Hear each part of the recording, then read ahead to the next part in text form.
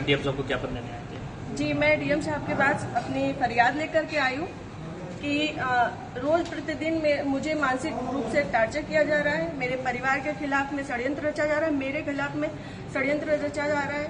और ये षड्यंत्र के सूत्रधार जो है वो आदरणीय हमारे पूर्व सांसद सुब्रत पाठक जी, जिन्होंने हमारे गेस्ट हाउस को लेकर के हमें ये कहा कि हम भूमाफिया हैं।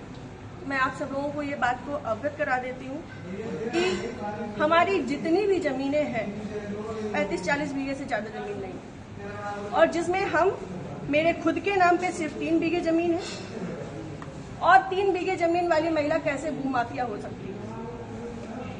और 35-40 बीघे की जमीन में हम मेरे ससुर साहब, मेरी सासू माँ, मेरे हस्बैंड और मेरे देवर देवरानी 6 लोग आते हैं।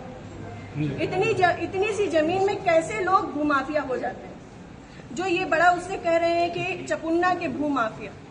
और रही बात मेरे गेस्ट हाउस की, राधा रानी गेस्ट हाउस की, तो आज इन्हें ये पर लग रहा है कि वो हमने सरकारी भूमि में बनाया है, अवैध जमीन पे कब्जा किया है।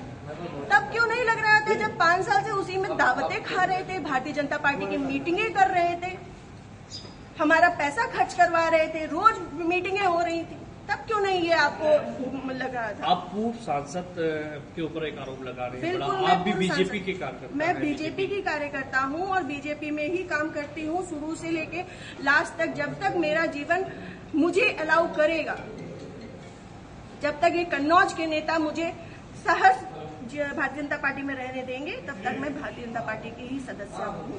पार्टी में आपने इसकी उच्च पद पे लोगों से शिकायत की है? मैंने ये इस विषय के बारे में यहाँ से लेके प्रदेश अध्यक्ष तक को सबको सारी बातें पता है, और आज से नहीं पता है, ये पिछले 2 सालों से पता है।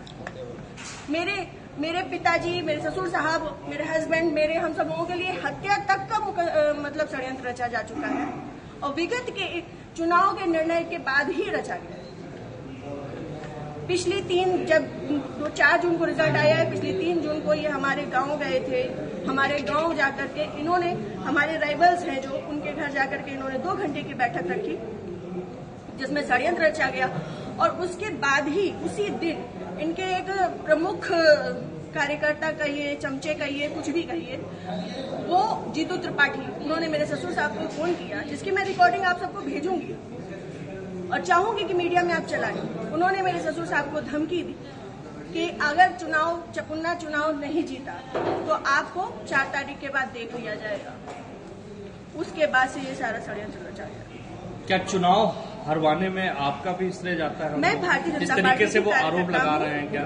वो कुछ भी कहे, वो तो ये भी कह रहे हैं कि भाई नेहा त्रिपाठी ने 20 लाख रुपए ले लिए थे सपा से।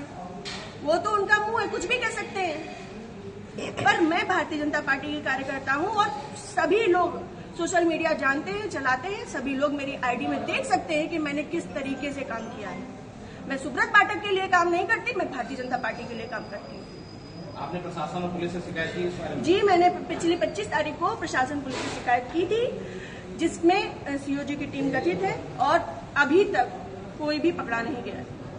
क्या मानती है पुलिस, प्रशासन और पुलिस दोनों लापरवाही कर रहे हैं? संभवतः हो सकता है, क्योंकि जिस हिसाब से अब दिन बीतते जा रहे हैं तो मेरा भी सब्र का पैमाना टूटता जा रहा है, और मुझे, मेरे परिवार को बहुत ज्यादा खतरा है इन लोगों से जो हमारे दुश्मन हैं। क्योंकि सुब्रत पाठक जी ने, हमारे जो राइवल्स हैं, सभी आजीवन कारावास के मुजरिम हैं। सभी आजीवन कारावास के मुजरिम हैं। मैंने इसमें लिख के भी दिया है, संदीप तिवारी, प्रदीप तिवारी, मनोज अग्निहोत्री, ये बलात्कारी केस के और आजीवन कारावास, गैंगस्टर, इन पे सब तरीके की धाराएं लग चुकी हैं इनमें, ऐसे लोगों के साथ में। और जिसको इन्होंने हम लोगों की सुपारी दी है, अखिलेश यादव उर्फ छक्की, वो इनकी, हाँ, यहाँ ठटिया का ही निवासी है, गांव झहुआ है उसका।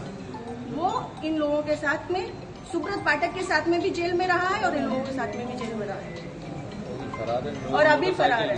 और इन लोगों की मोटरसाइकिल भी उनके पास है, अभी तक वो भी बरामद नहीं है। ये लोग सिर्फ मेरा मानसिक, शारीरिक और चारित्रिक शोषण करते आ रहे हैं 2 साल से। मैं 3 साल से मैं बहुत ज्यादा परेशान हो चुकी हूँ।